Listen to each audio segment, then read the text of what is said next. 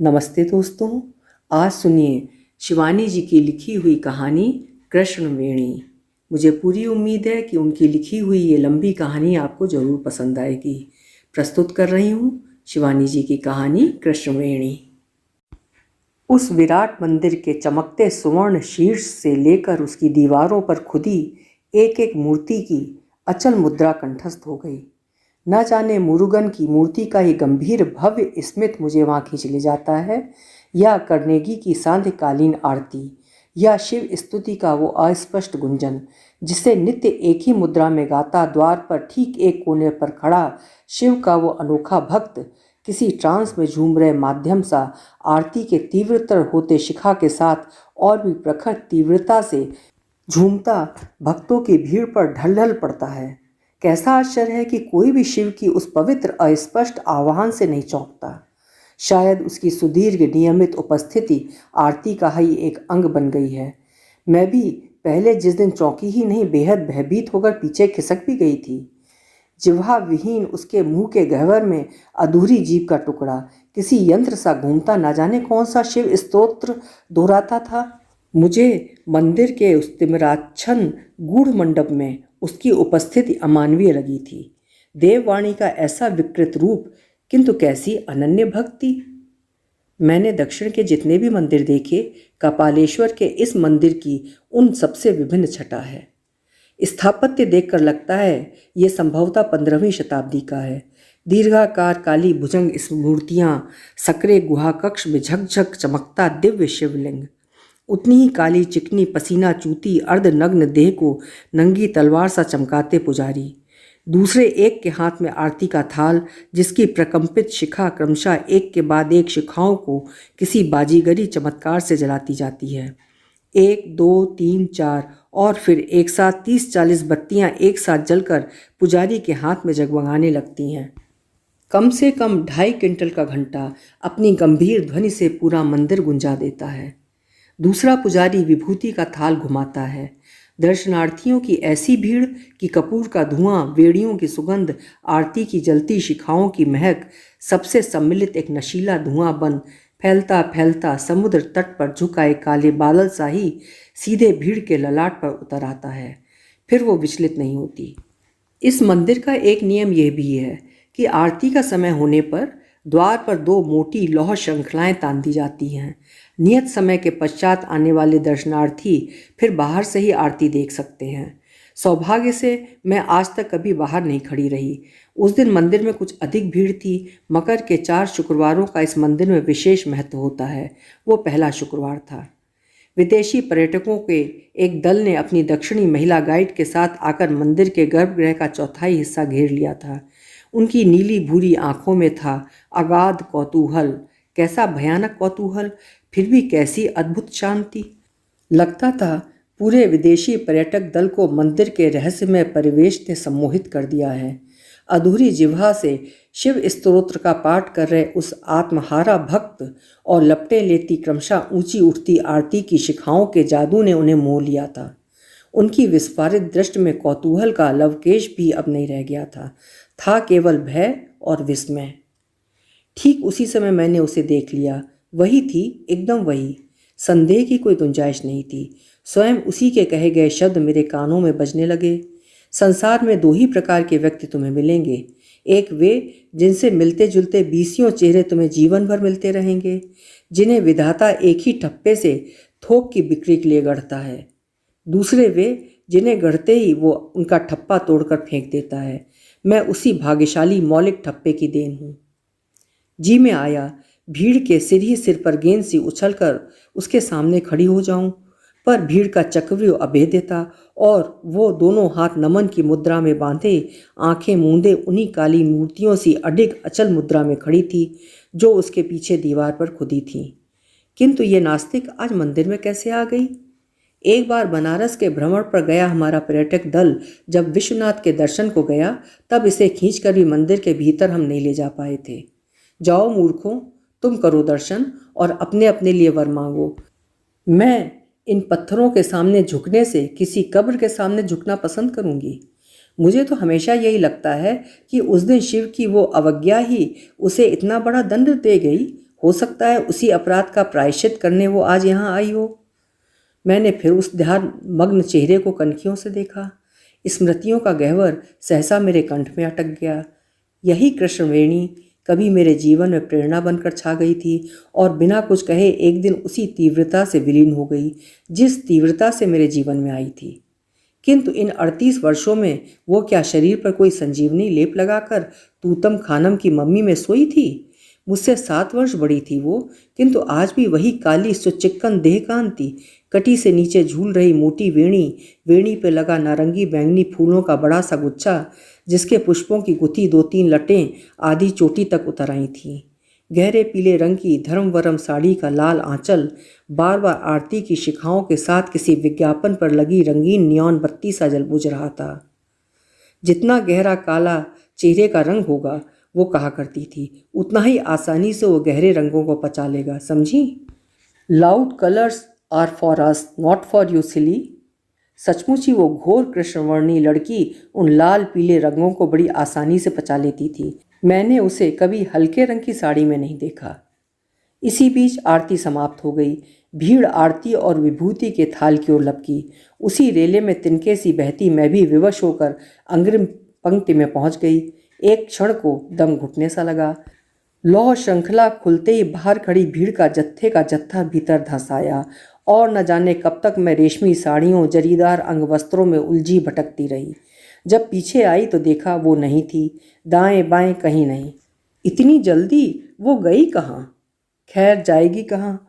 बाहर जहाँ प्रत्येक दर्शनार्थी के लिए चप्पल उतारना अनिवार्य होता है, वहाँ टोकन देकर चप्पल लेने में तो उसे भी समय लगेगा ही।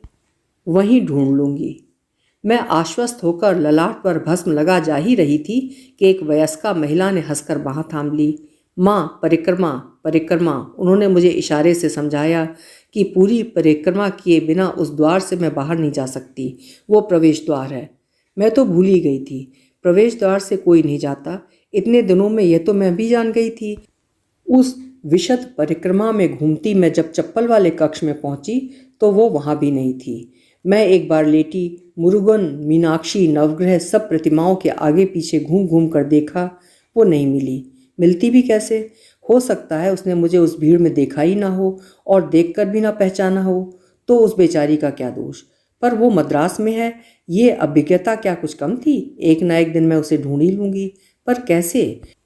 उसके उस विदेशी कैसल से गृह में जिसमें आज से 38 वर्ष पूर्व 2 दिन रही थी, उसे आज ढूंढ पाना क्या संभव होगा? 1941 में मद्रास में, जिसका पता एक चिरकुट में लिखा होने पर भी मेरी टैक्सी ने सहज ही ढूंढ निकाला था, उसे 1980 में क्या बिना चिरकुट के आज की टैक्सी ढूंढ पाएगी? केवल स्थान का नाम याद था, एडियार, और उसके डैडी का नाम देवकी नाथन था या नटराजन। मैं बार बार याद करने की चेष्टा कर रही थी और बार बार स्मृति मुझे उसी तत्परता से अंगूठा दिखा रही थी। केवल इतना ही याद आ रहा था कि उसके डैडी IPS थे और टर्फ क्लब के सेक्रेटरी। कभी उन्होंने गोलकुंडा डंबी जीती थी और उसके बड़े मामा वायसराय की काउंसिल के सदस्य थे। क्या इन्हीं क्षीण सूत्रों को पकड़कर इस महानगरी में उसका पितृगृह ढूंढ पाऊंगी? और फिर क्या वो अब उस पितृगृह में होगी? यही मद्रास हवाई खिड़की से जब पहली बार देखा था तो मेघदूत की पंक्ति का बरबस स्मरण हो आया था। निश्चय ही कवि ने भी इस अद्भुत दृष्टि को विहंगम दृश्य से देखा होगा। यह वह काले वहती सलिलो द्वार मुच्चय विरमाना मुक्ता जाल ग्रथित मलकम कामिनी वाभ्र वृद्धम। अनेक जगमगाते रंग बिरंगे रत्नाभरणों से सुशोभित प्रणयी की गोद में कामनी सा मदमत्त मद्रास। किंतु आकाश से इस महानगरी की शोभा आंखों को विमुग्ध करती है। इसकी धरती पर उतरने पर इसकी भीड़, शोर शराबा, फिर पथ भूले पथिक साही विभ्रांत छोड़ जाती है। कैसे ढूंढ पाऊंगी उसे, जिसे क्षण भर की मूर्खता ने मेरी पकड़ से बहुत दूर ढकेल दिया था? 7-8 दिन ऐसे ही बीत गए। फिर उस दिन न जाने क्या सोचकर मंदिर से सीधा मरीना बीच की ओर निकल गई। मद्रास का ये समुद्र तट शायद संसार का एकमात्र ऐसा समुद्र तट है जो अपने प्रत्येक पर्यटक के लिए उसकी रुचि का एक विशिष्ट मुरब्बा सदा सुरक्षित रखता है।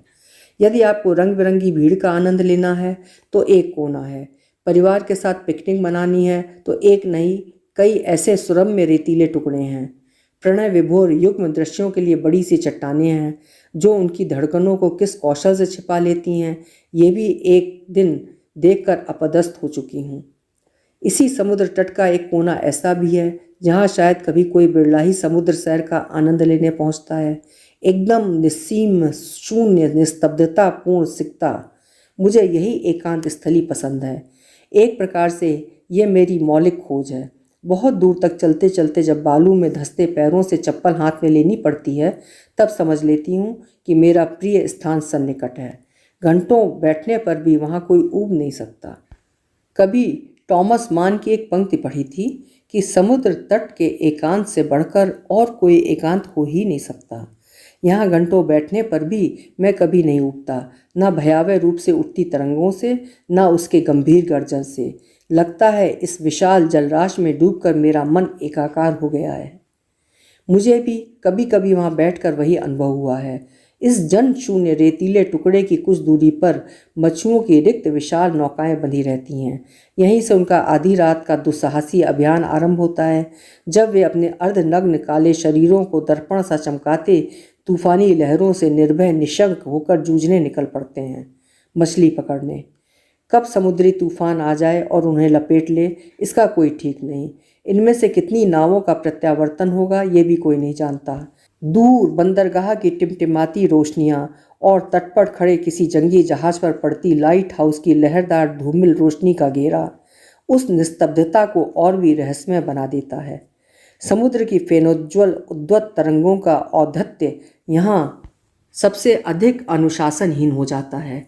हर बार दोगुने वेग से आती लहरें पैरों तले की रेत को किसी उचक्के की तेजी से छीन बार बार पीछे खिसकने को विवश कर देती हैं।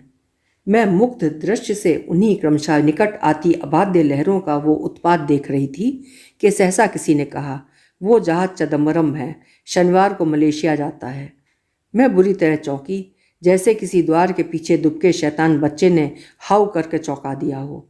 आज तक तो मेरे इस सर्वाधिकार सुरक्षित टुकड़े पर कोई व्याघात डालने नहीं आया, सिवाय इक्के दुक्के विभत्स केकड़ों के, जिनके जटिल कलेवर ने कभी मुझे ऐसे अवश्य चौंकाया है। किंतु ये किसकी आवाज़ थी? मुझसे कोई 20 कदम की दूरी पर खड़ी हो मुस्कुरा रही थी। सांचे में ढली काली तन्वी देह को वही दैर्ध्य, होठों पर वही स्निग्ध स्मित, काजल से घिरी आंखों में वही चुहल। कृष्णवेणी, मैं दोनों हाथ फैलाकर उसकी ओर बढ़ी। नहीं, वो उसी तत्परता से पीछे हट गई। आप शायद भूल कर रही हैं, मेरा नाम तो कृष्णवेणी नहीं है, उसने कहा। मैं तो आपको उस जहाज का नाम बता रही थी, सोचा शायद आपको पता ना हो। मद्रास तट से बाहर जाने वाला सबसे बड़ा यात्री जहाज मलेशिया जा रहा है। वो फिर हंसी। मैं सहमी, शून्य में फैली खिसियाई बाहें स्वयं नीचे ढल गईं। पर यह कैसे हो सकता है? झूठ बोल रही है ये। आई एम सॉरी, मैंने कहा। You need not be sorry, वो बड़ी दुष्टता से हंसी। मूर्ख तो हमेशा मूर्ख ही रहेगी। मैंने कहा था ना, मैं विधाता के मौलिक ठप्पे की देन हूँ। हाँ हाँ, क्या करती है, छूना नहीं मुझे। फिर मेरी आहत दृश्य को देखकर वो बोली, देख, बुरा मत मानना। सहसा वो गंभीर हो गई। और इसी वेणी को मैं नहीं पहचानती थी। मैंने गुरु से दीक्षा ली है। जब तक घर जाकर उनके दीक्षा मंत्र का जाप ना कर लूँ तब तक किसी का स्पर्श नहीं कर सकती। आ बैठ जा पगली, इतनी दूर क्यों बैठ रही है, थोड़ा और खिसक आ। कृष्णवेणी, कहाँ थी तुम इतने वर्ष? कभी एक पत्र भी नहीं लिख सकती थी क्या? मैंने तुम्हें न जाने कितनी चिट्ठियाँ लिखी, एक का भी उत्तर नहीं मिला। तो जवाबी तार भेजा था, वो भी लौट आया, उसका भी उत्तर नहीं मिला। मैंने कहा, उत्तर तुझे मिलता भी कैसे स्टूपिड?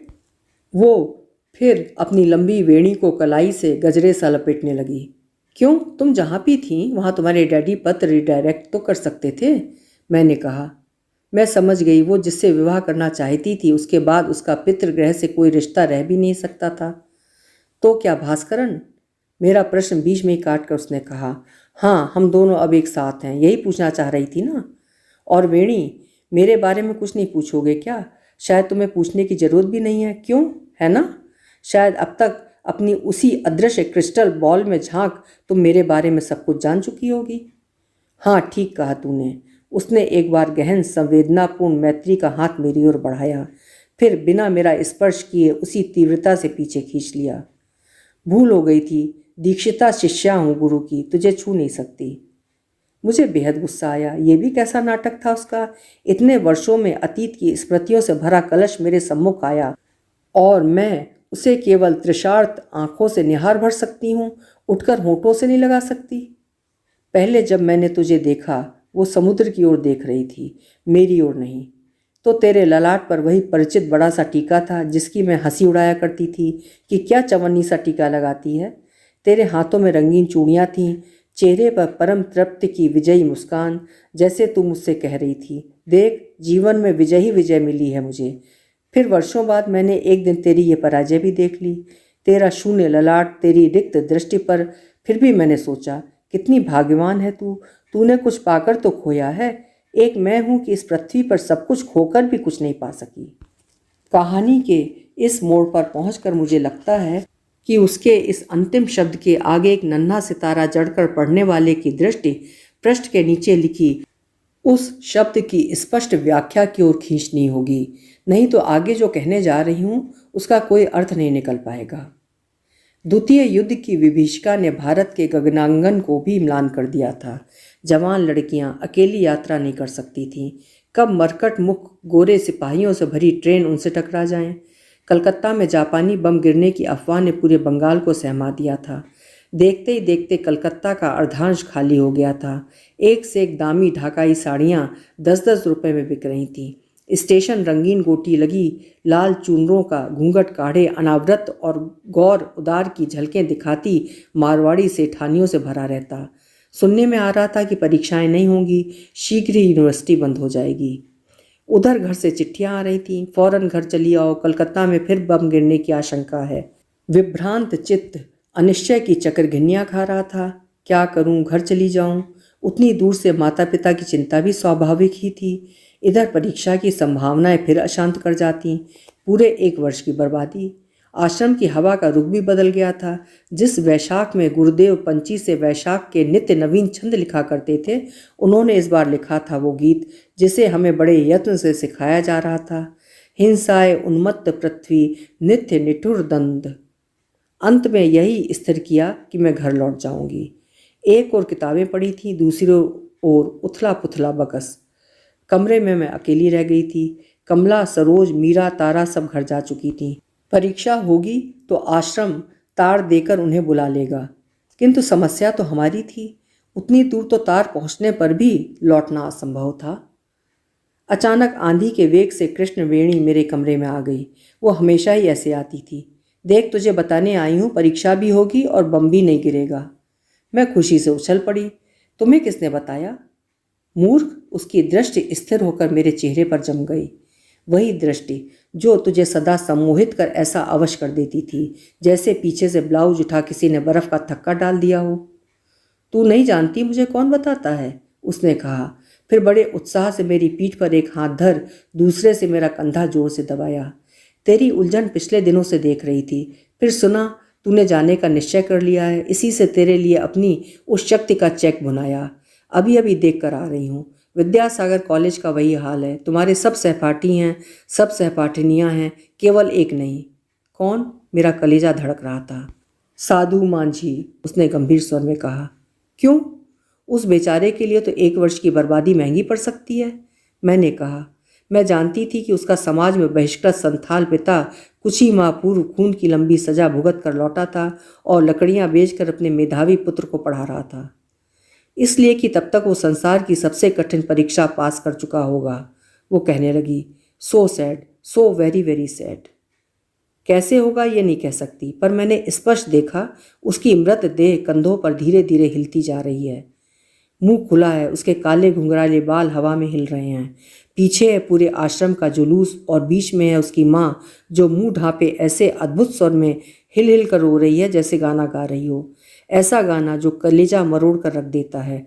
उसके पीछे उसका बाप। ओफ भगवान, क्यों देखती हूँ मैं ये सब, क्यों?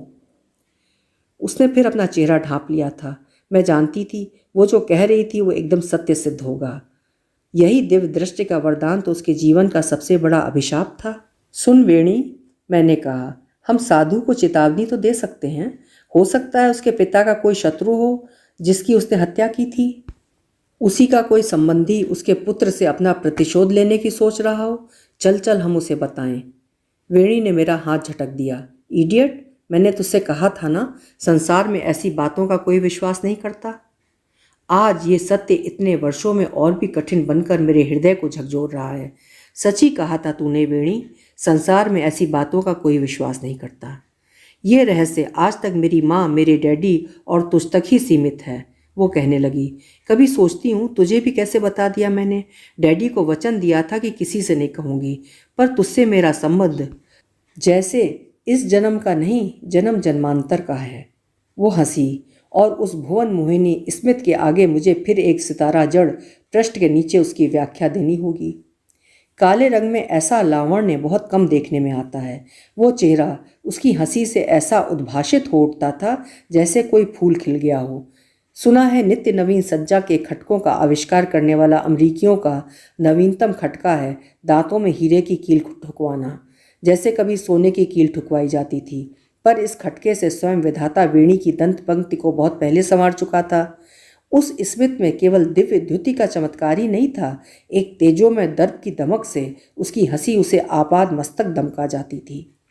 मुझे तो हमेशा यही लगता था कि मैं किसी मानवी की उपस्थिति में नहीं हूँ, विशेषकर जब वो अपने अलौकिक क्षणों में डूबती, जिनमें डूबकर उसने अभागे साधु का भविष्य देख लिया था। उन बड़ी बड़ी आंखों में लालिमा की असंख्य डोरियां खिंच जाती, जैसे गांजे की गहरी दम खींची हो। पतली नाक के नथुने हवा में फड़कते किसी नाजुक गुलाब की परतों से फड़कने लगते। उसकी वाणी भी एक रहस्यमयी झंकार से झंकृत हो उठती। डूबा डूबा फुसफुसाता स्वर, जैसे कहीं दूर से उसकी कोई अस्पष्ट फुसफुसाहट कानों में बज रही हो। मेरी धड़कन स्वयं मुझे ही सहमा उठती थी। थोड़ी ही देर में वो अपनी स्वाभाविकता में लौट आती, किंतु फिर कई दिनों तक उसका चेहरा बुझा, क्लिन्न और ऐसा पीला पड़ जाता जैसे लंबी बीमारी से उठी हो। साधु का दुखद भविष्य उसने ठीक ही देखा था। आश्रम का सबसे शांत मेधावी छात्र साधु, जो अपनी कुशल तैराकी से पोखर की मछलियों को भी पछाड़ देता था, एक दिन न जाने किस भंवर में फंसकर व्यर्थ चीखता ही रह गया, बचाओ बचाओ। लोगों ने सोचा बन रहा है, मजाक कर रहा है। तैराकी सिखाने वाला ये पूरे आश्रम का कोच भला डूब कैसे सकता है? किंतु उसकी मौत क्या किसी के बचाने पर भी टल सकती थी? स्वयं वेणी के शब्दों में उसे अपनी इस दिव्य शक्ति की प्रथम अभिज्ञता हुई थी जब वो 8 वर्ष की थी। समृद्ध माता पिता की वो इकलौती संतान उन्हें और भी प्रिय थी, क्योंकि उसके जन्म से पूर्व वे 3 पुत्र खो चुके थे।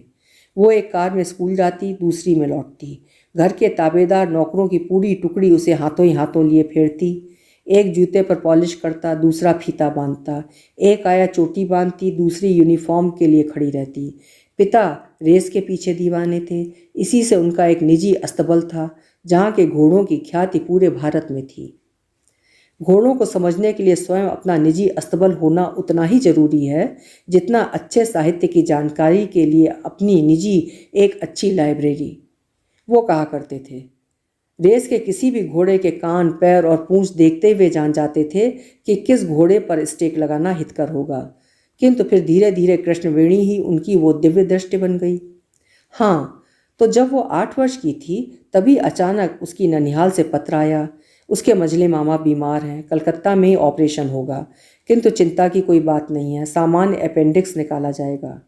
वेणी को अपने इस मामा से बहुत लगाव था। जब भी कलकत्ता से आते उसके लिए बक्सा भर पुस्तकें अवश्य लाते, क्योंकि वे जानते थे कि उसकी भांजी किताबों के पीछे दीवानी है।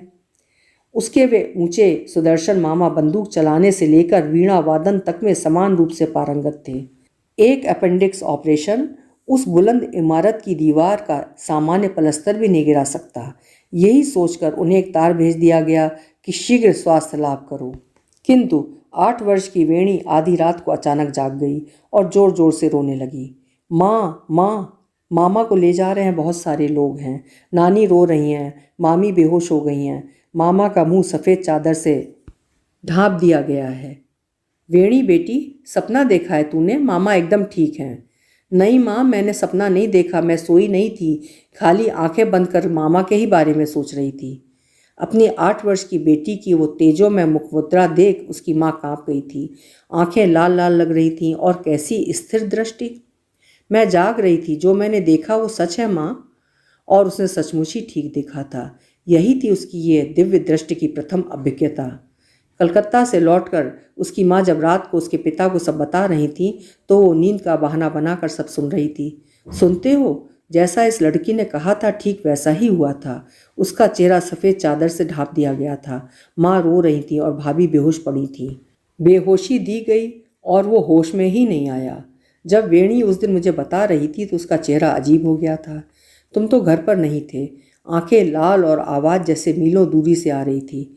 मुझे लगा ये मेरी कृष्णवेणी नहीं कोई देवी है। माँ फिर रोने लगी थी। पागल मत बनो, उसके पिता ने कहा था। खबरदार इस बात का कहीं बाहर जिक्र मत करना, अपनी माँ से भी नहीं। मैं नहीं चाहता कि एक मूर्ख सपने के कारण हमारी बेटी तमाशा बन जाए, चेट्टियार की उस बेटी की तरह जिसके पूर्व जन्म की कहानी के कारण उसे बेटी से ही हाथ धोना पड़ा। कहती थी मैं लुधियाना के किसी सरदार हरभजन सिंह की बीबी हूँ।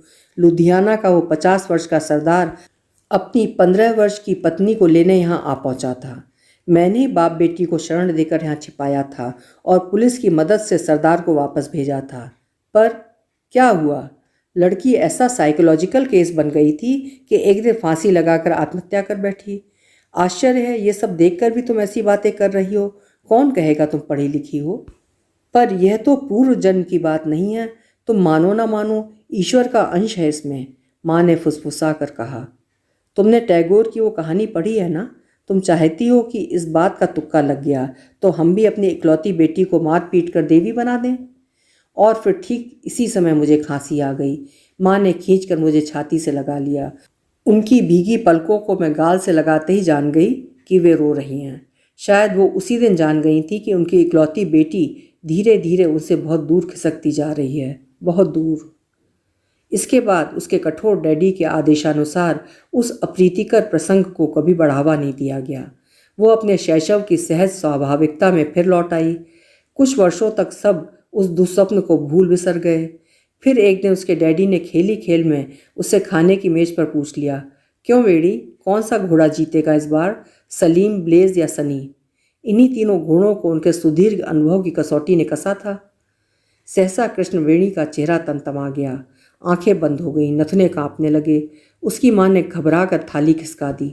डैडी ने चट से उठकर दरवाज़ा बंद कर दिया कि कहीं कोई आ ना जाए। यह क्या कर बैठे थे वे? फिर कृष्णवेणी ने धीरे धीरे आंखें खोलीं। चेहरा लाल से पीला पड़ा। सूख गए होंठों पर स्वाभाविक स्मित उभर आया। ब्लैक प्रिंस, उसने हंसकर कहा। कहती क्या है लड़की, ब्लैक प्रिंस? एकदम नया घोड़ा, उस पर अनाड़ी सवार, जॉकी डिसूजा, जिसे वे 2 बार वार्निंग भी दे चुके थे, पर फिर भी उन्होंने जुआ खेला था, महज उस कृष्णवेणी के कहने पर, जो तब हाई स्कूल की छात्रा थी, और सचमुच ब्लैक प्रिंस ही जीता। इसके बाद पुत्री की इस शक्ति ने उन्हें वैभव से ऐसा लादा कि वे अपनी ऊंची नौकरी को स्वेच्छा से त्याग जीवन भर रेस के घोड़ों के ही पीछे भागते रहे। कृष्णवेणी का रिश्ता उसके जन्म के तीसरे ही वर्ष लगभग स्थिर हो चुका था। उसके डैडी मम्मी ने मन ही मन निश्चय कर लिया था कि उसके छोटे मामा से ही उसका विवाह होगा। यही उनके कुल की परंपरा थी। उनके बड़े मामा तथा मझले मामा को उसकी सगी मौसेरी बहनें ब्याही थीं। छोटे मामा ने अभी पढ़ाई पूरी नहीं की थी। यहाँ पढ़ाई पूरी करने पर वेणी के डैडी ही विदेश भेजेंगे, यह भी लगभग निश्चित था। वेणी को जब पता लगा तो वो भड़क गई। ये क्या बकवास है माँ? छोटे मामा के साथ मेरा विवाह कैसे हो सकता है? मैं नहीं करूँगी ऐसा विवाह। क्यों नहीं करेगी? सुनो जरा, यही हमारे वंश की रीति है, नानी ही सास बनती है। तब कान खोल कर सुन लो माँ, मेरी नानी मेरी सास कभी नहीं बनेगी। मैं आप लोगों की तरह मूर्ख नहीं हूँ जो सगे रिश्तों में शादी कर मोरोन पैदा करूँगी। जरा पूछूं बेटी, तू क्या मोरोन है? तेरी माँ भी तो कभी मेरी सगी भांजी थी। इस बार उसके डैडी ने दलील दी। और नहीं तो क्या हूँ मैं? इससे तो मोरोन होती तो अच्छा था। फ्रीक हूँ मैं, फ्रीक। याद है आपने मुझे एक बार उस विचित्र प्रिंस के बारे में बताया था, एडवर्ड मोरडेक, जो देखने में जितना सुंदर था, बुद्धि का वैसा ही सिकंदर। गाने में उसका कोई जोड़ नहीं, पर उसके सिर के पीछे एक और चेहरा जड़ दिया था विधाता ने। 2 आंखें और मुंह, और वो मुंह खा नहीं सकता था पर हंसता था। आंखें सब कुछ देख सकती थी। वो कितने ही चिकित्सकों के पास गया कि उसके इस चेहरे से, उन अतिरिक्त आंखों की जोड़ी से मुक्ति दिला दे, भले ही उसके प्राण चले जाएं, पर कोई तैयार नहीं हुआ। अंत में केवल 23 वर्ष की अवस्था में उसने आत्महत्या कर ली। शायद ऐसा ही अंत मेरा भी होगा। फिर वेणी सिसकती रोती अपने कमरे में भाग गई थी। इसके बाद उसके विवाह का प्रसंग घर में कभी नहीं उठाया गया। केवल एक बार माँ ने बड़े प्यार से उसका हाथ पकड़कर कहा था, वेणी बेटी, तू तो चाहने पर सब कुछ देख सकती है, देखना रघुत्तम विदेश कब तक जाएगा। कृष्णवेणी समझ गई थी कि माँ बड़ी चालाकी से उसे क्या दिखाना चाह रही थी। विदेश में रघुत्तम की ख्याति, उसकी संभावित समृद्धि की झलक शायद उसे विवाह न करने के निर्णय से उसे डिगा दे। और एक दिन उसने आंखें बंद कर एकाग्रता से उसका भविष्य देखने की चेष्टा की, अपने उस छोटे मामा की, जिनकी गंभीर दार्शनिक की सी आंखों में उसे भावी बद्ध उन्माद की स्पष्ट रेखाएं कई बार दिख चुकी थीं। उसका अनुमान ठीक था। देखा वेणी, एक दिन माँ ने उसे एकांत में खींचकर पूछा। हाँ माँ, वो ऐसे बोलती जा रही थी जैसे आंखों के सामने मामा के भविष्य की तस्वीरें तिरती जा रही हों। बड़े बड़े लोहे के सींचे पकड़े छोटे मामा खड़े हैं। उनका निचला बदन एकदम नंगा है, लुंगी को उन्होंने सिर पर लपेटा है, दाढ़ी बढ़ी है, खी खी करके हंस रहे हैं मामा। उन्हीं के जैसे वहाँ और भी बहुत हैं, कोई हंस रहा है, कोई गा रहा है, कोई नंगा घूम रहा है। बस कर बस कर। माँ ने कानों पर उंगलियां रख लीं तो वेणी हंसने लगी थी। मैं जानती हूँ ये सब तेरी बनाई बातें हैं, तू उससे शादी नहीं करना चाहती ना, इसी से। ठीक ही कहते थे डैडी, ऐसी बातें क्या कभी संभव हो सकती हैं। तब माँ, डैडी घोड़ों की बाजी मुझसे पूछे बिना क्यों नहीं लगाते। वो जानबूझकर ही माँ को छेड़ने लगी थी। वो जान गई थी कि उसकी भोली माँ बहुत पहले कहे गए डैडी के उन शब्दों को केवल अपने सहमे चित्त को आश्वस्त करने के लिए ही दोहरा रही थी। वे जान गई थी कि जो वेणी कहती है वो कभी झूठ नहीं हो सकता। यही हुआ। दूसरे ही वर्ष छोटे मामा की ऐसी अवस्था हो गई कि उन्हें घर में मोटी मोटी रस्सियों में बांधकर रखना ही असंभव हो उठा। रांची के पागलखाने से जब उन्हें देखकर लौटी तो वेणी से कहने लगी, तूने ठीक ही कहा था वेणी, लोहे के सींचे पकड़े ही खड़ा था भागा। निचला बदन नंगा था, सिर पर लुंगी लपेट कर खी करता हंस रहा था। उसी के जैसे कितने ही थे, कोई हंस रहा था, कोई गा रहा था, कोई नंगा घूम रहा था। इसके बाद वेणी की ही जिद से उसे शांति निकेतन भेज दिया गया। वहां पहुंचने पर 15 ही दिनों में उसने अपने अद्भुत व्यक्तित्व का सिक्का जमा दिया था। गुरुजनों का कहना था ऐसी अद्भुत प्रतिभाशालिनी छात्रा वहां आज तक कभी नहीं आई। छात्राएं उसके तेज से सहम गईं। छात्र मधुलोलुप भौरे से उसके इर्द गिर्द मंडराने लगे। वो जहां भी जाती प्रशंसकों की एक लंबी कतार उसके पीछे होती। कोई उससे नोट्स मांगता, कोई उससे वाद विवाद में सहायता मांगने के लिए घुटने टेकता। लड़कियां उसके ब्लाउजों की दुस्साहसिकता देखकर स्तब्ध थीं। उधर कुछ कलापार की गुरुजनों की दृष्टि भी उसके महाऔदार्य से प्रदर्शित अंग सौष्ठव पर निबद्ध होने लगी थी। मुझे तो लगता है नाभ्यदर्शना साड़ी पहनने वाली वो इस युग की आदि किशोरी थी। देखते ही देखते वो पूरे आश्रम की निरंकुश साम्राज्ञी बन गई, किंतु उसकी तटस्थता किसी को भी बहुत निकट आने की अनुमति नहीं देती थी। एक मेरा ही भाग्य न जाने कैसे चेता था। वयस में, कक्षा में वो मुझसे बहुत आगे थी, फिर भी मैं उसके लिए जैसे सगी छोटी बहन थी और मेरे लिए वो साक्षात अष्टभुजा। मुझसे वो यदि आग में भी कूदने को कहती तो मैं शायद निसंशय होकर कूद सकती थी। उसके उठने बैठने पढ़ने में अपना एक अलग ही खटका था। कोई भी व्याख्या हो, गद्य या पद्य, वो चुटकियों में लिख कर थमा देती। कैसा ही जटिल प्रश्न क्यों ना हो, उसके लिए पानी बन जाता। मेरे लिए तो वो एक ऐसा चलता फिरता विशद शब्दकोश थी जिसे खोलकर संसार की किसी भी भाषा का शब्द खोजा जा सकता है। वेणी, मैंने एक दिन कहा, कहते हैं वायरन का दिमाग तोले जाने पर निकाला था 5 पाउंड। आज तक संसार का सबसे भारी दिमाग तेरा तौलने पर जरूर 10 पाउंड निकलेगा। ला ले आ कुल्हाड़ी और निकाल कर तौल ले, मुझे कोई आपत्ति नहीं है, उसने हंसकर कहा था।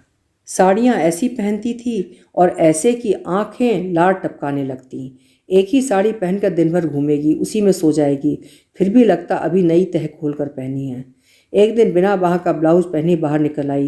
किसी नाटक के लिए भीड़ जमी थी। मैंने उसे उस ब्लाउज में देखा तो उसकी ओर तेजी से बढ़ी। वेणी, आंचल से ब्लाउज ढांक ले, यहाँ ऐसे ब्लाउज नहीं पहने जाते। ये बंदिश उनके लिए होगी जो ऐसी आपत्ति के लिए गुंजाइशें छोड़ने की मूर्खता करती हैं। मैं ऐसी मूर्ख नहीं हूँ, उसने जोर से कहा। तत्काल अपनी नग्न रोमहीन बाँह ऊपर उठा दी और हंसने लगी। निश्चय ही आसपास खड़े लोगों ने उसकी सशक्त निर्लज्ज दलील सुन ली थी, क्योंकि मैंने देखा मुंह फेर कर 2-3 छात्र हंस रहे हैं। मेरा चेहरा लज्जा से लाल पड़ गया और मैंने भी मुंह फेर लिया। तो वो फिर कहने लगी, पता नहीं ये फॉल्स मॉडेस्टी तुम लोगों के यहाँ क्यों है। मैं क्या झूठ कह रही हूँ? सुंदर सुरुचि से पहना गया कोई भी कपड़ा लोगों को बुरा नहीं लग सकता, भले ही आधा शरीर ओढ़ा रहे, बशर्ते प्रदर्शित वस्तु भी उतनी ही सुंदर हो, उतनी ही दर्शनीय है। मैं तो यही चाहती हूँ कि भारत में स्लीवलेस पहनने की अधिकारिणी हम दो ही हैं, विजय लक्ष्मी पंडित और मैं। सचमुच उसकी दीर्घ बाहों का गठन त्रुटिहीन था, ऐसी लंबी और सुडौल बाहें जिन्हें जितना ही अधिक अनावृत किया जाए उतनी ही अधिक मनोहारी। एक बात और थी, वेणी जब भी कोई ऐसी दर्पोक्ति से मुझे चौंकाती, वो अहंकारपूर्ण आत्मश्लाघा न लग महज उसका परिचय ही लगती। मैं तो सोचती हूँ अहंकार का पुट तब किसी के कथन में या लेखन में रंग लाता है जब उसमें वो वास्तविक महत्ता न हो जिसकी वो घोषणा करता है। यदि किसी में कोई स्पृहणीय गुण है तो उस गुणी के मुंह से उस गुण के अस्तित्व की निर्दोष चर्चा उसके अस्तित्व को अलंकृत ही करती है, विकृत नहीं। वस्त्र चयन में ही नहीं, पुस्तक चयन में भी उसकी रुचि बेजोड़ थी। आज जब मेरी लेखनी अविराम गति से ये सब लिखती जा रही है तो मैं उसका असीम कृतज्ञता पूर्वक स्मरण कर रही हूँ, जिसने ही इस लेखनी को इतनी सहज गति दी है। उसी ने मुझे अंगुली पकड़कर साहित्य के सुरम्य नंदन कानन में पहुँचाया था। Tolstoy, Balzac, Henry Fielding, Jane Austen, Emily Bronte, Flaubert, Dostoevsky, एक एक से उसी ने मुझे मिलाया था। इसे पढ़, War and Peace, Pierre, Tom Jones, Pride and Prejudice, Madame Bovary, the Brothers Karamazov और मेरी वर्षगांठ पर दी गई उसकी अंतिम भेंट, नीले चिकने कवर की मोटी सी पुस्तक, जेम्स जॉयस की यूलिसिस। सुन, इसे इस स्पिंस्टर से छिपाकर पढ़ना, उसने हमारी वार्डन का नाम लेकर कहा था। कहीं देख लिया तो तुझे और मुझे दोनों को कच्चा चबा जाएगी। वैसे छिप छिप कर इसे जरूर पढ़ चुकी होगी बुढ़िया। है तो खूसट, महाबदमिजाज, पर किताबों की इसकी पसंद बहुत ऊंची है। कैसेनोवा के मेमोयर्स पट्टी की अलमारी में खुद मैंने देखे हैं। वो फिर होठों पर ऐसे जीभ फेरने लगी थी जैसे किसी ऊंची डाल पर पका रसीला आम देख लिया हो। जहाँ आश्रम के अनेकानेक छात्र इस रौबीली लावण्य प्रतिमा के दासानुदास बनने को तरस रहे थे, वहीं इन सबसे दूर छिटक अपने ही गांभीर्य की लक्ष्मण रेखा में घिरा अलग बैठा था केरल का छात्र भास्करन। देखने में, स्वभाव में, चाल ढाल में सिर से पैर तक पूरा कलाकार। वही उदासीनता, शून्य में खोई दृष्टि, फटी चप्पलें, रंग उड़ा कुर्ता जिसकी एक बाँह या जेब की सीवन हमेशा उधड़ी रहती, कंधे पर लटका शांत निकेतनी झोला और आंखों में मोटे लेंस का चश्मा। क्यों, क्या ख्याल है तेरा? कैसा व्यक्ति लगता है तुझे? तू बड़ी डींग हाँका करती है ना कि तू किसी के चेहरे को देखते उसका चरित्र की नाड़ी थाम लेती है।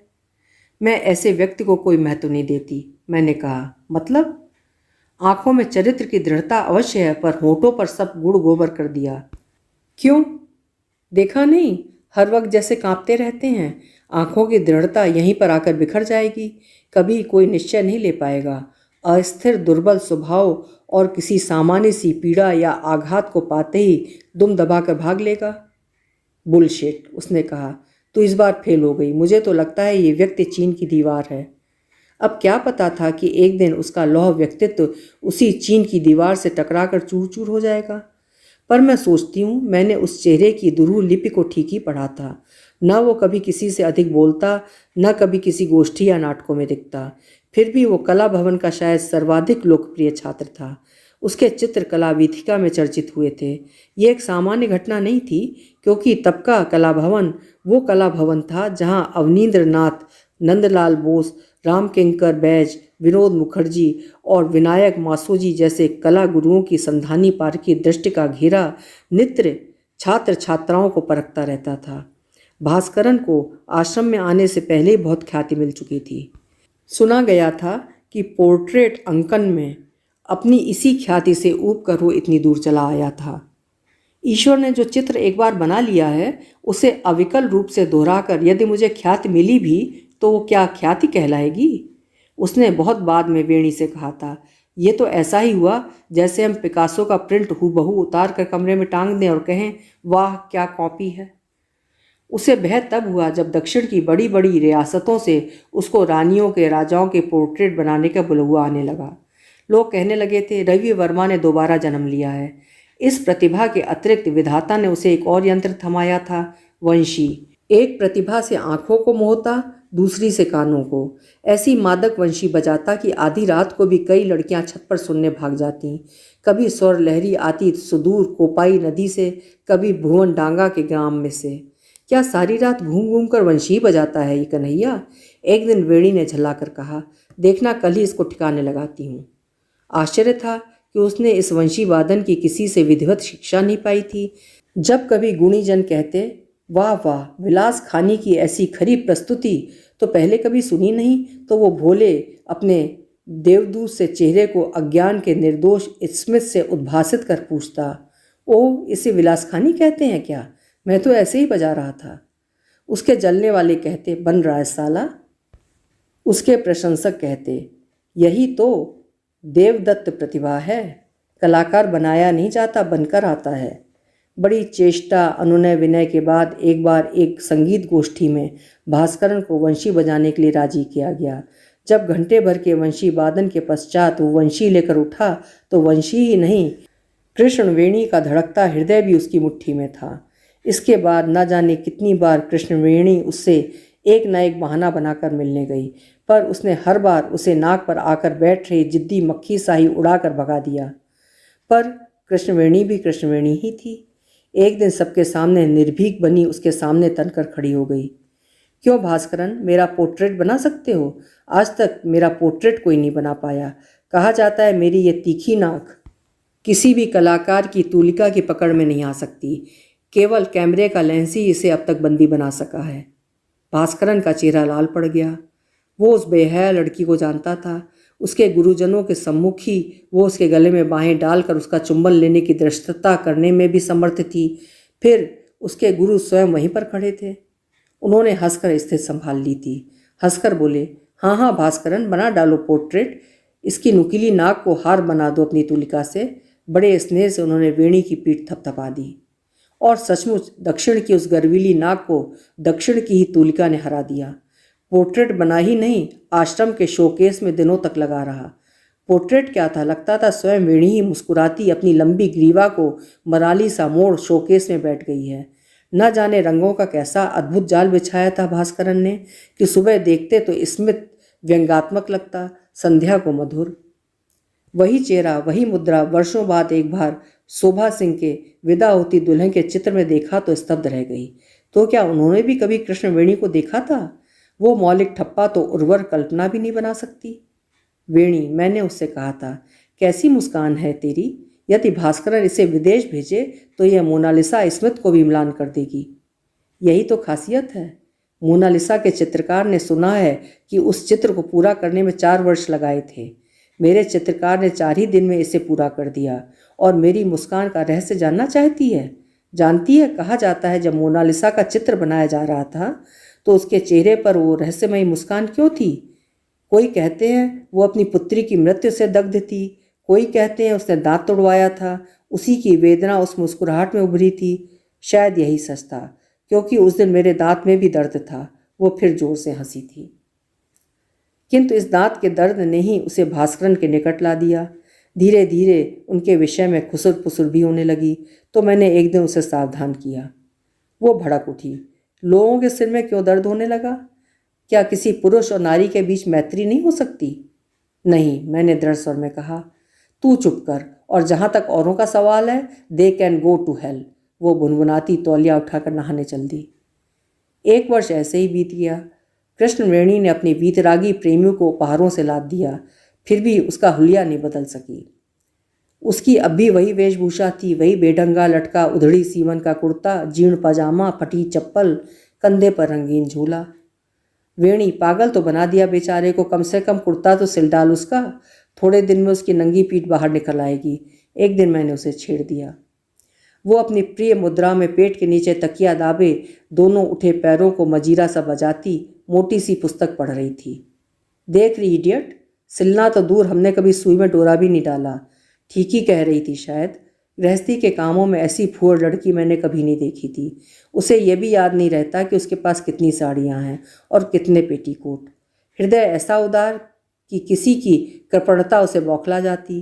हॉस्टल में अनेक छात्राएं ऐसी थीं जो अपने साथ अचार की बोतलें, घी की शीशियां लेकर आती और एक एक चम्मच अपनी थाली में परोस फिर ताले में बंद कर लेती। जी में आता है एक दिन इन सबके ताले तोड़ इनकी शीशियां चूर चूर कर दूं। शर्म नहीं आती उन्हें। टूथपेस्ट, ब्रश, साबुन भी ताले में बंद रखती हैं। यहाँ घी अचार खाना था तो घर ही में क्यों नहीं बैठी रहीं? तेरा मन कर रहा है क्या अचार खाने को? कल हम भी एक शीशी खरीद लाएंगे, मैंने हंसकर कहा। तो वो भुनभुना उठी। Shut up will you? मुझे ऐसा मजाक पसंद नहीं है, पर देख लेना एक दिन यही लड़कियां शादी के दूसरे ही साल से बुढ़ाने लगेंगी। इनका यौवन भी इन्हीं घी की बोतलों में बंद हो जाएगा। ब्लाउज दनादन छोटे पड़ने लगेंगे, बाहों का मांस झूलने लगेगा और अपना आगा पीछा संभाल नहीं पाएंगी। धीरे धीरे बोल, मैंने कहा। घृत प्रेमी लड़कियों का वही दल हमारा सबसे बड़ा आलोचक था। क्यों धीरे बोलूं? सुनने दे उन्हें जरा। इनकी कुंठा ही इन्हें जासूस बनाती है। कौन लड़की किस लड़के से बोल रही है, क्या कह रहे हैं दोनों, झाड़ियों में छिप छिप कर देखेंगी। यही सीता लक्ष्मी का नकल मुखौटा इन्हें लोगों की नज़रों में चढ़ाता है। किंतु इनके खोखलेपन को मैं पहचानती हूँ। ये वही हैं जो कभी अपनी गृहस्थी बनने पर परिवार में विद्वेष की आग भड़काएंगी। इनका यही अकेले घी अचार का स्वार्थ इनकी बढ़ती उम्र के साथ साथ और वृहत रूप लेकर इन्हें तानाशाह बना देगा। वेणी, एक दिन मैंने उससे पूछा, तुम क्या सचमुच भास्करन से विवाह करोगी? उस दिन कमरे में बेहद उमस थी। मैं छत पर दरी डालकर सो रही थी। न जाने कब और कहाँ से वो मुझे ढूंढती हुई आ गई और पट से अपना तकिया पटक मेरे पार्श्व में लेट गई थी। घना अंधकार ना होता तो मैं शायद उस सिंघनी से अपना ये प्रश्न पूछ भी न पाती। वो चुप रही। मैंने फिर अपना प्रश्न दोहराया, क्यों, बोलती क्यों नहीं? क्या तुम भास्करन से विवाह करोगी? क्यों, तू करेगी क्या? वो हंसी। छी, जो मुंह में आता है बक देती है। पर तेरे डैडी, मैं तो तेरा घर देख चुकी हूँ। तब हम बेंगलोर में थे और एक बार गर्मी की छुट्टियों में घर जा रहे थे तो मद्रास पहुँचने तक बेंगलोर की गाड़ी छूट चुकी थी। वैसे तो बीसियों गाड़ियाँ और भी जाती थीं, पर मैं अपनी उस सिरफिरी सिंघनी की मान देखने का लोभ संवरण नहीं कर पाई। उसका पता ढूंढकर पहुंची तो उसने फिर 2 दिन तक रोक लिया था। उसका वो वैभव, माँ का तेजस्वी व्यक्तित्व, पिता की रौबदार अंग्रेजियत। स्टेबल में हिनहिनाते 7 घोड़े सूर्य के रथ से खोलकर किसी ने वहाँ बांध दिए हों। द्वार पर खड़ी 2 गाड़ियाँ, उन सबके बीच जीर्ण पायजामे के पैंचे फड़फड़ाते भास्करन को मैं किसी भी कोने में खड़ा नहीं कर पा रही थी। शादी मुझसे होगी या डैडी से? कृष्णवेणी ने कहा। इस बार मैं उसे अपने साथ घर ले जा रही हूँ। साथ में चलेगा मेरा पोर्ट्रेट। वही डैडी को उनके होने वाले दामाद का परिचय देगा। तब भगवान ही तुम दोनों का मालिक है, मैंने मनी मन कहा। यहीं पर विश्व मेले की भयंकर भीड़ में कृष्णवेणी का हाथ अचानक मेरे हाथ से छूट गया था। मैंने उसे न जाने कितनी चिट्ठियाँ लिखीं, जवाबी तार भी भेजा, किंतु कोई उत्तर नहीं आया। उसी वर्ष मेरा शांतिनिकेतन भी छूटा और कृष्णवेणी भी। फिर कहाँ कृष्णवेणी और कहाँ भास्करन। और आज इतने वर्षों में फिर वो छूटा हाथ हाथ में आया। इसी से एक बार फिर उसी निर्जन समुद्र तट की सिकता पर लौटती हूँ। चिदम्बरम अब भी मंद मंद गति से हिलता डुलता धीरे धीरे चला जा रहा था। तुम क्या फिर भास्करन को लेकर घर गई थी? मैंने पूछा। नहीं, वो कैर पहले ही मुझे घिस्सा देकर चला गया। कहने लगा, मेरे पास ढंग के कपड़े यहाँ नहीं हैं, तुम चलो, मैं बाद में आ जाऊँगा। मैंने कहा, मूर्ख, कपड़े कौन देखता है, तुम्हारी कला देखी जाएगी और उसका प्रमाण मैं साथ ले जा रही हूँ।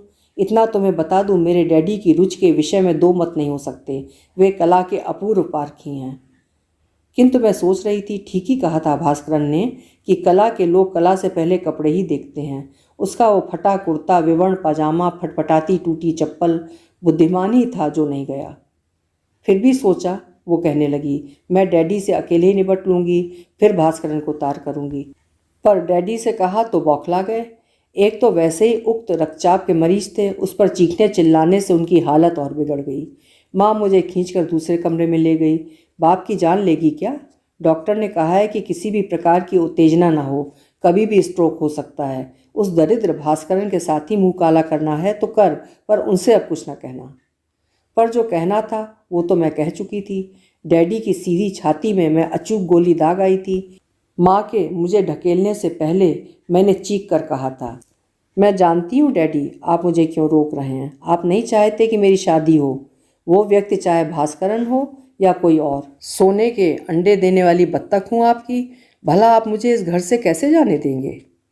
डैडी एक क्षण को बुत बने, फटी फटी आंखों से मुझे देखते ही रह गए, फिर दोनों हाथों से अपना माथा पीटने लगे। मैं जानती हूँ मैंने डैडी के प्रति उस दिन घोर अन्याय किया था। अपने किसी स्वार्थ के लिए वे कभी मेरा अनिष्ट नहीं कर सकते, फिर भी मैंने उस दिन अभागे भास्करन पर उमड़ता अपना सारा क्रोध डैडी पर उतारा था। ये काम उसका था, मेरा नहीं। दूसरे ही दिन माँ ने एक प्रकार से ढकेल कर मुझे मौसी के पास त्रिचूर भेज दिया। साथ ही उन्हें विशेष आदेश दिया गया कि मुझे कहीं अकेली न जाने दें, न मुझे किसी से मिलने दिया जाए। 10 दिन की इस नज़र कैद के बाद स्वयं डैडी आकर मुझे एक दिन अपने साथ ले गए। उनका उदास पीला रुग्ण चेहरा देखकर मैं कार में ही रोने लगी। आई एम सॉरी डैडी, मैंने कहा। मैं उस दिन पागल हो गई थी। पीछे माँ बैठी थी, मैं डैडी के साथ थी। डैडी ने एक हाथ से व्हील थाम दूसरे से मुझे खींचकर अपने पास सटा लिया। मैं तेरी कसम खाकर कहता हूँ वेणी, मैंने जो कुछ कहा था उसमें मेरा कोई स्वार्थ नहीं था। मैं क्या नहीं जानता, ये वैभव, ये समृद्धि सब कुछ तेरा ही तो है, पर अब जी भर गया है इस दौलत से। मुझे कुछ नहीं चाहिए। मैंने तेरे भले के लिए ही कहा था। मुझे पहले ही पता लग गया था कि ये छोकरा मुझे फांस रहा है। ऐसा मत कहिए डैडी, आप उसे नहीं जानते, मैंने चिहुक कर उन्हें टोका। खूब जानता हूँ। उसका बाप किसी रेलवे वर्कशॉप में लोहार था। ये मलयाली है, तू तमिल। इस पर भी मुझे आपत्ति नहीं थी। भाषा हमेशा सीखी जा सकती है, पर उसके बाप को अब नौकरी से निकाल दिया गया है। जानती हो क्यों? बिना कुछ पूछे मैंने डैडी की ओर देखा।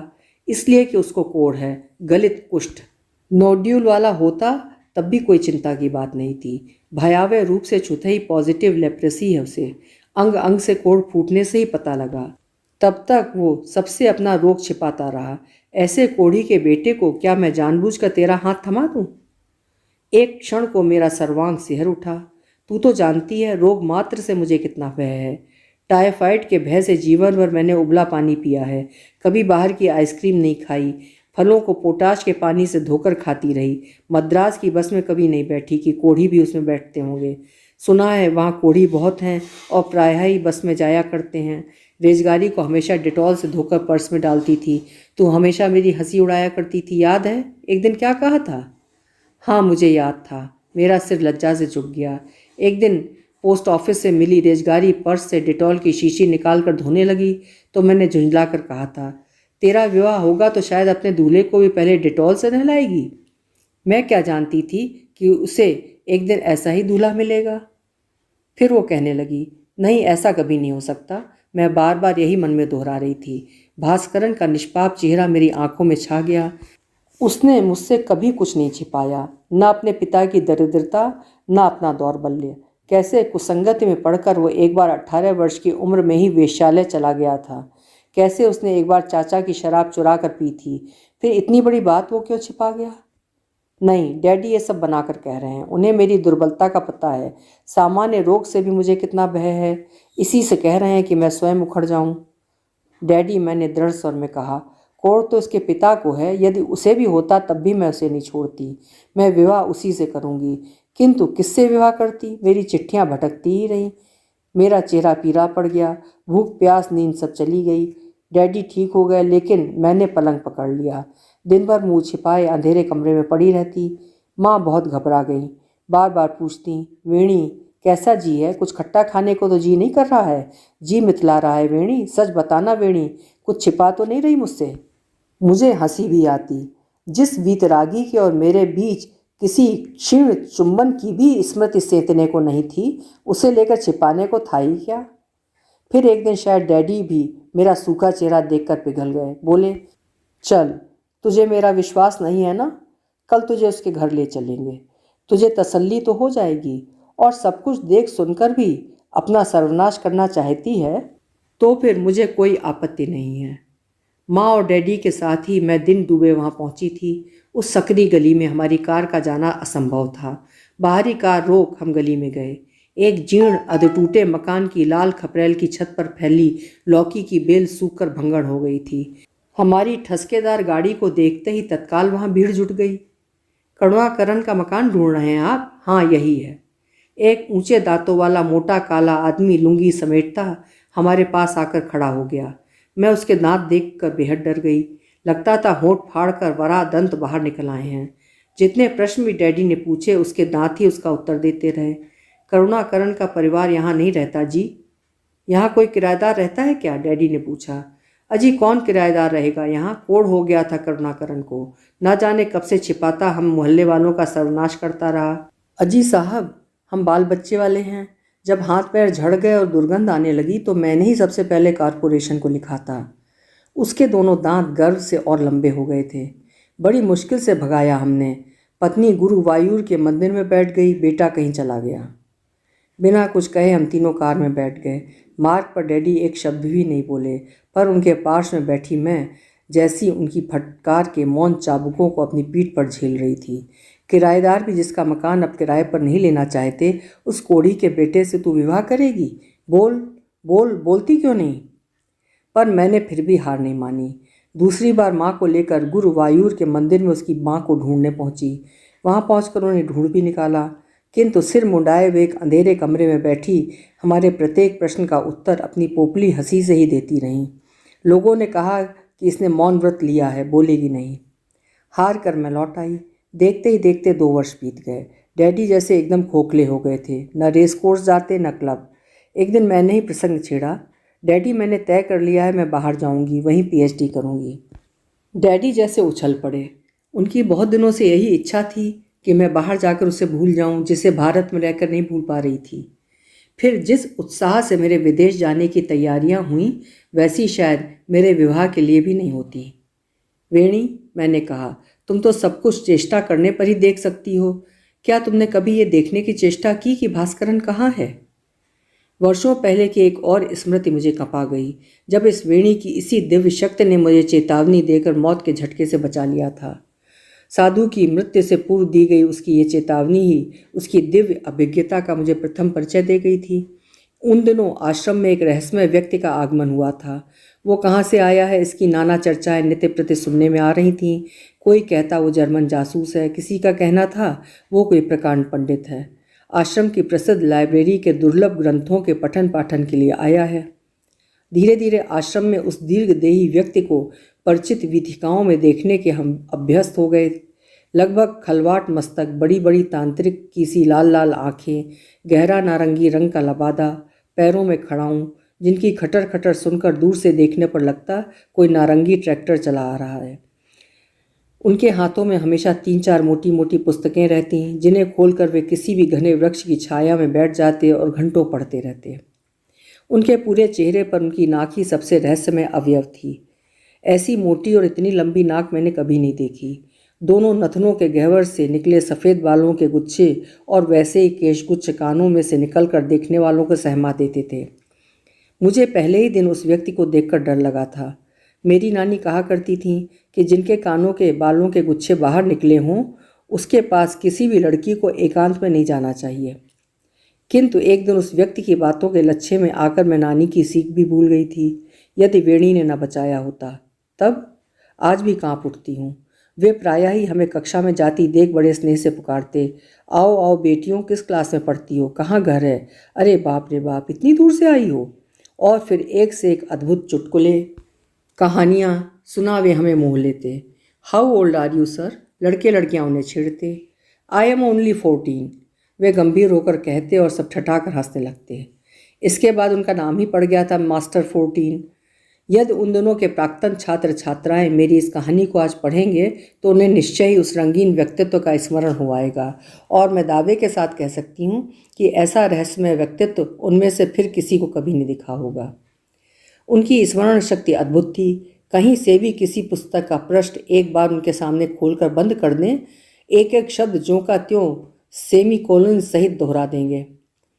उन पर उनकी विशेष ख्याति थी हस्तरेखा पंडित के रूप में। जब देखो तब भीड़ से घिरे, मास्टर 14 मेरा हाथ देखिए प्लीज़, मेरा हाथ। और लोगों का कहना था कि हाथ की रेखाओं से पूरा भूत भविष्य और वर्तमान का ऐसा खरा लेखा जोखा देने वाला वो व्यक्ति सामान्य मनुष्य नहीं, कोई त्रिकालदर्शी महापुरुष थे। उधर आश्रम के वरिष्ठ कर्मचारी उस रहस्यमय व्यक्तित्व पर सतर्क बने कठोर निगरानी रख रहे थे। हॉस्टल की छात्राओं को कड़ी चेतावनी दे दी गई थी कि कोई भी उस व्यक्ति को हाथ दिखलाने ना जाए। एक दिन मैं वेणी के साथ जा रही थी कि देखा मास्टर 14 पुस्तकों का अंबार लगाए एक मोटी सी पुस्तक पढ़ रहे हैं। हमें देखा तो बोले, आओ आओ माँ जगत धात्री, आज तुम्हारा हाथ देखें जरा। वेणी तो बड़ी अशिष्टता से आगे बढ़ गई, पर मैं उस स्नेहपूर्ण आह्वान की अवहेलना नहीं कर पाई। फिर 18 वर्ष की मूर्ख अविवेकी वयस में अपने भविष्य की झांकी देखने का लोभ, भला संसार की कौन किशोरी छोड़ सकती थी। नहीं मास्टर 14 मेरी क्लास है, कल देखिएगा, मैंने कहा। ठीक है, तब कल ठीक 11 बजे मेरी कुटिया में आना। तुम्हारे ललाट पर राज रानी का योग है लड़की, माँ सरस्वती का वरदान है तुम्हें, माँ सरस्वती का वरदान। मैं खुशी से उछल पड़ी, भागकर वेणी से कहा, जानती है कल मास्टर 14 मेरा हाथ देखेंगे। नहीं, उसने मेरे सारे उत्साह पर झाड़ू फेर दिया। मैंने अभी अभी आंखें बंद कर इसकी असलियत देख ली है। क्या? मैंने डरते डरते पूछा। बुरी तरह पीट कर निकाला जाएगा यहाँ से। इसकी कुटिया में शराब की बोतलें हैं, मैंने अभी अभी देखा है। और तीसरे दिन उसकी अद्भुत भविष्यवाणी सत्य सिद्ध हुई। इससे पहले कि वो पाखंडी मेरा हाथ देखता, वेणी ने उसके हाथ की रेखाएं देख मुझे बचा लिया था। इसी से आज उसी स्मृत ने मुझे फिर उकसाया। वेणी, तू सबका भविष्य देख लेती थी, अपना भविष्य नहीं देखा? क्यों नहीं देखा? उसकी उदास हंसी में करुण सिसकी की सी खनक थी। माँ भी तो यही कहती थी, डैडी भी। एक बार देखने की चेष्टा फिर कर बेटी, एकाग्रता ला। कई बार मुझे यही एकांत देने दोनों हफ्तों बाहर रहते, पर जितनी बार देखने की चेष्टा करती, दिखता अंधेरा, अंधेरा, घुप अंधेरा। कुछ दिखा वेणी? डैडी लौट कर पूछते। कुछ नहीं दिखता माँ, केवल अंधेरा, अंधेरा और कुछ नहीं। किंतु आज मैं सोचती हूँ कि ठीक ही देखा था उसने, यही तो था उसका भविष्य, अंधेरा, केवल अंधेरा। फिर मैं विदेश चली गई। वो कहने लगी। 6 महीने देखते ही देखते बीत गए। माँ का फिर पत्र आया, एक बार और चेष्टा कर वेणी, शायद विदेश का एकांत तुझे फिर वही एकाग्रता दे। और फिर मैंने एक दिन देख ही लिया एकाग्र होकर। मैंने आंखें बंद कर कहा, एक बार दिखा दो प्रभु, मुझे अपना भविष्य नहीं देखना है, भास्करन को दिखा दो, कहाँ है वो, कैसा है।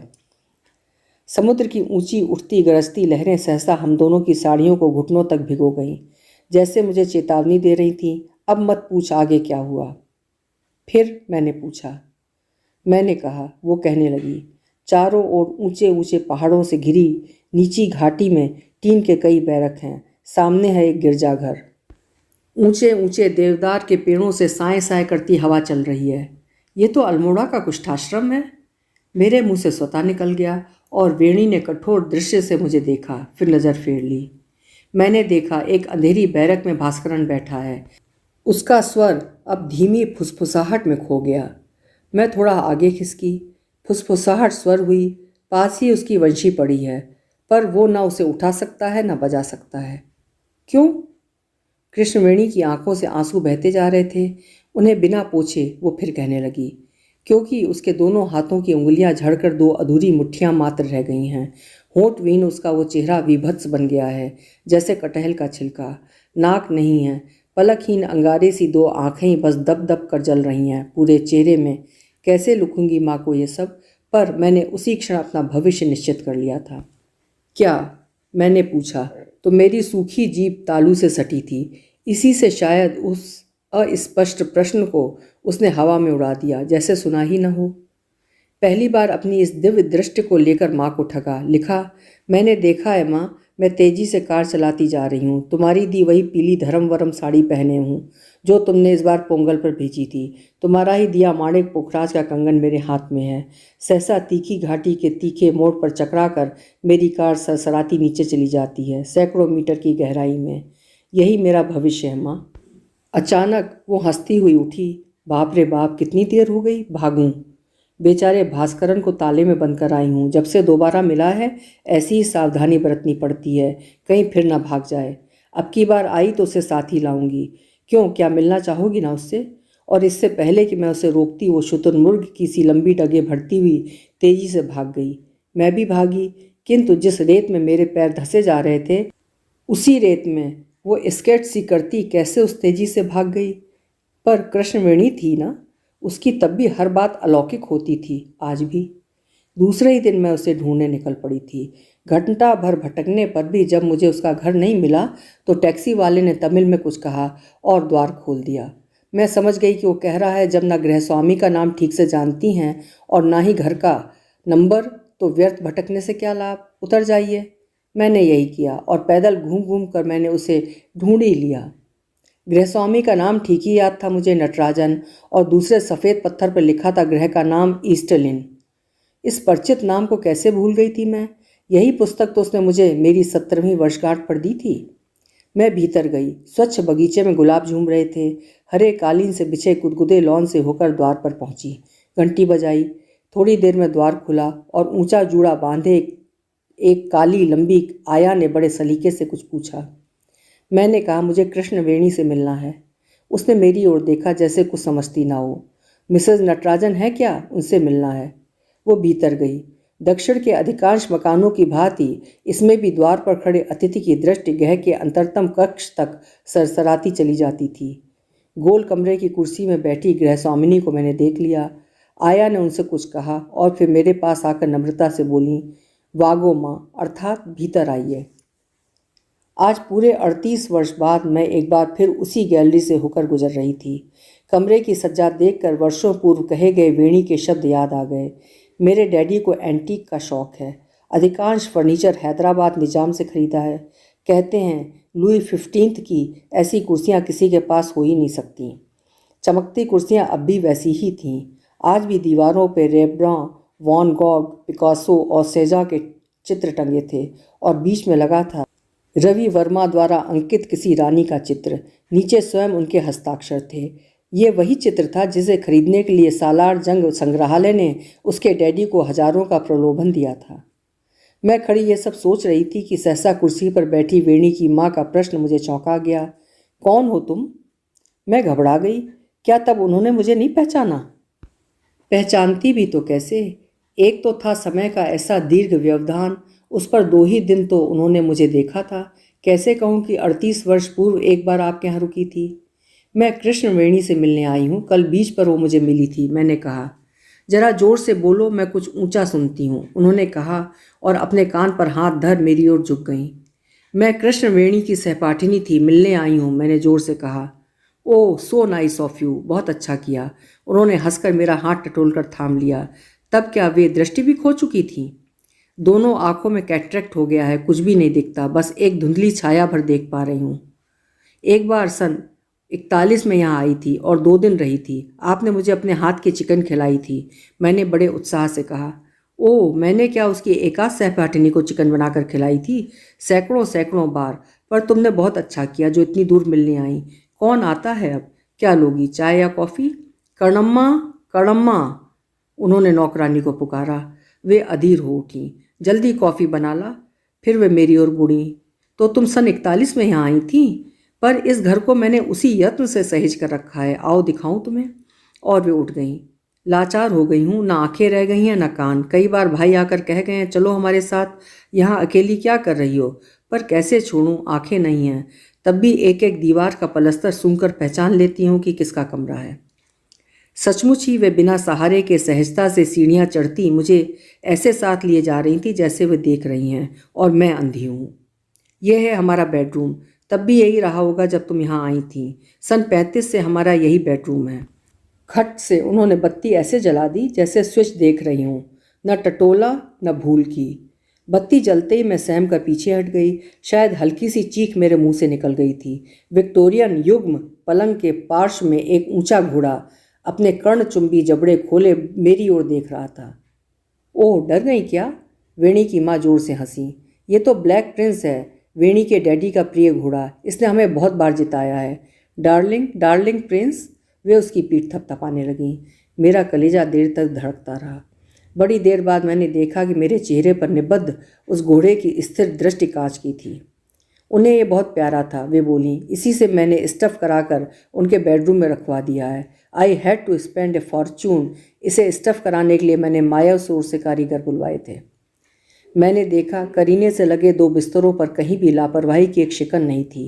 गृहस्वामी का नाइट सूट कायदे से तहाकर सिरहाने धरा था। आओ उनकी स्टडी दिखाऊं।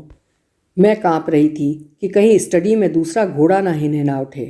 रोजवुड की बनी घूमने वाली कुर्सी, राइटिंग टेबल पर धरी धामवान अश्वों पर दोहरे हुए जौकी गणों की तस्वीरों की अखबारी कतरनें, बड़ा सा हाथी दांत का मूठ लगा मैग्नीफाइंग ग्लास, ये उनका स्मृति कक्ष है। उन्होंने एक कांच की अलमारी खोली। ये उनका पेन, ये चश्मा, ये उनके दांत।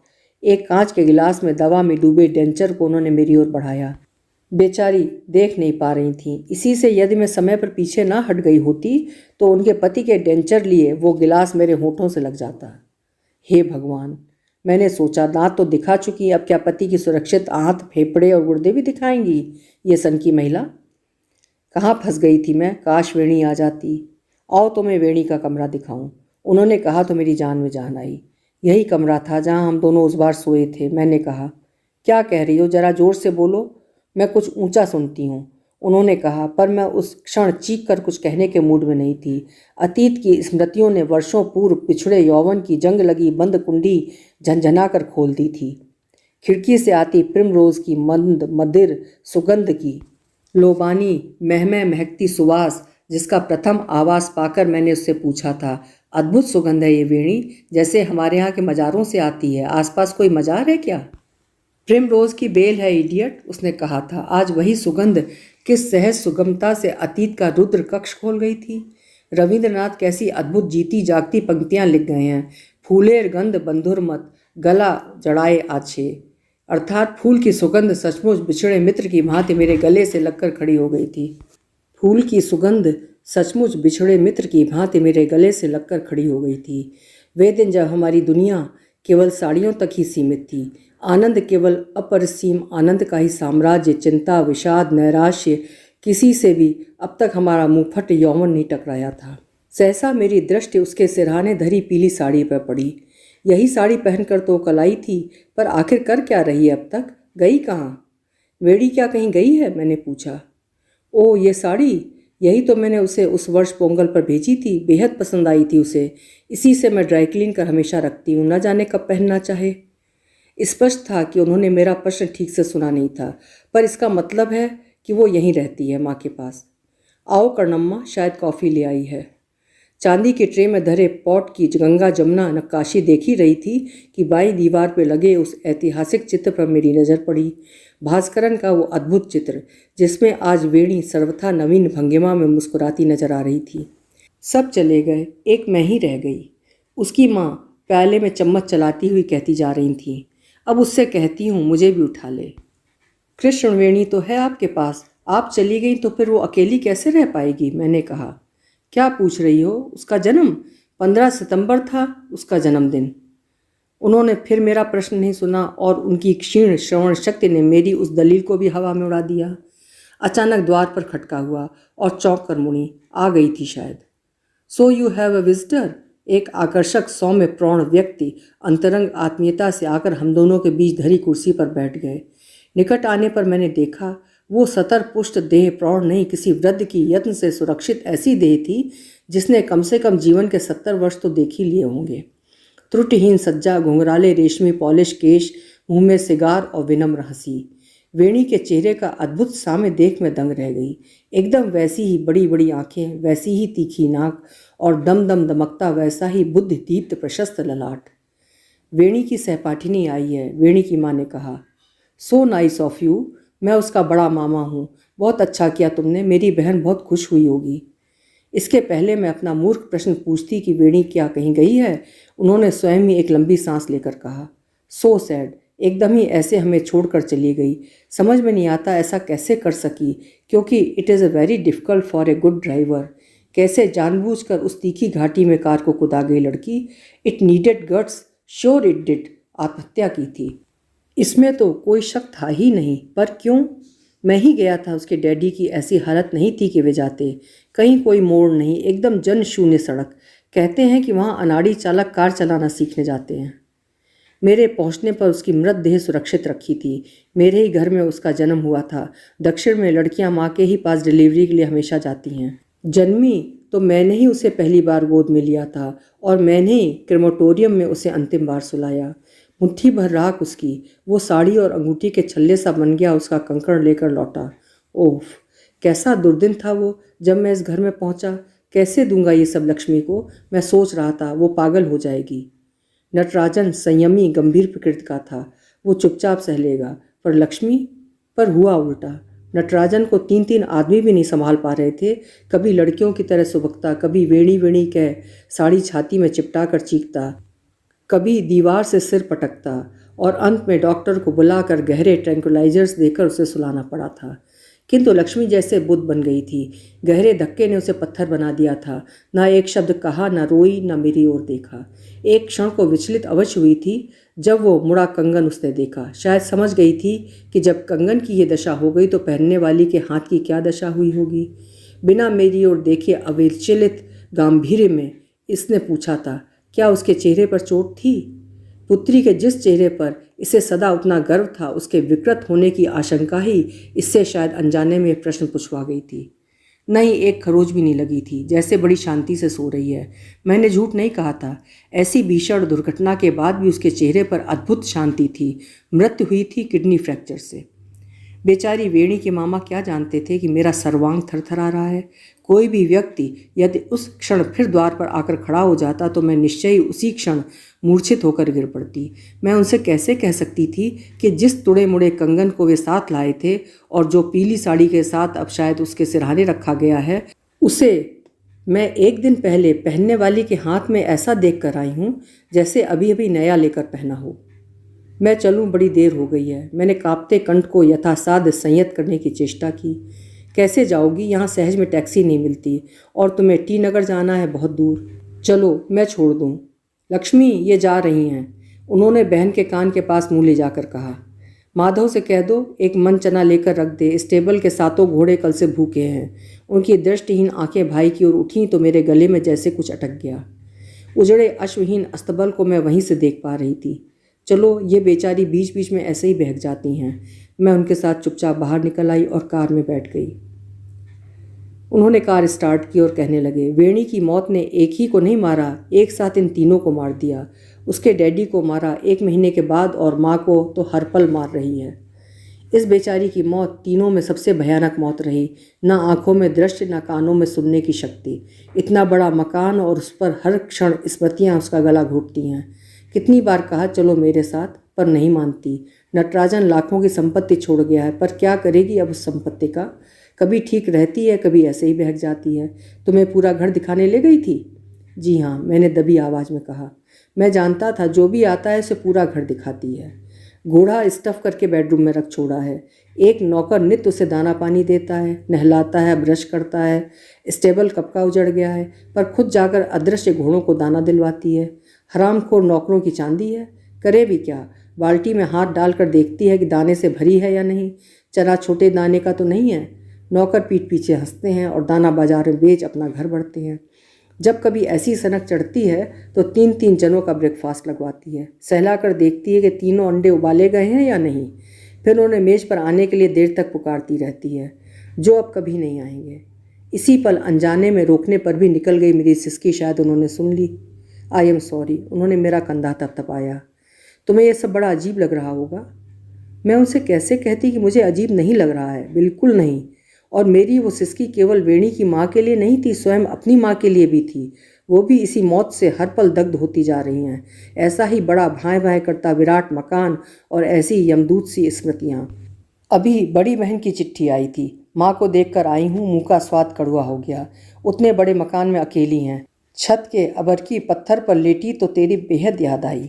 कभी यही घर हम 7-7 बहनों और 2 भाइयों के कहकहों से गूंजता था। कहाँ गए वे हंसने और हंसाने वाले? कहाँ गई दादी जी की चांदी ठुकी लाठी की खटखट? लाइब्रेरी की किताबों की वो खास खुशबू कभी कभी पागल कर देती है। थाली परस कर माँ अब भी मुझे बुलाती हैं तो साथ में उनका सबका नाम लेती हैं। चंदा, त्रिभुवन, जयती, गौरा, आओ खाना परस दिया है। कैसे समझाऊं उसे कि जिन्हें वो पुकार रही है अब वे कभी नहीं आएंगे? तब क्या विधाता एक ही टेप घर घर बजाता रहता है? सोचता हूँ, वेणी के मामा ने क्या मेरे मन की भाषा पढ़ ली थी? वही तो पहली बार ऐसा नहीं कर रही है। 18वीं शताब्दी में मार्टिन वैन बुशेल ने अपनी पत्नी को उसकी मृत्यु के बाद स्टफ कराकर दुल्हन के कपड़े पहनाकर ग्लास केस में सहज कर रख छोड़ा था।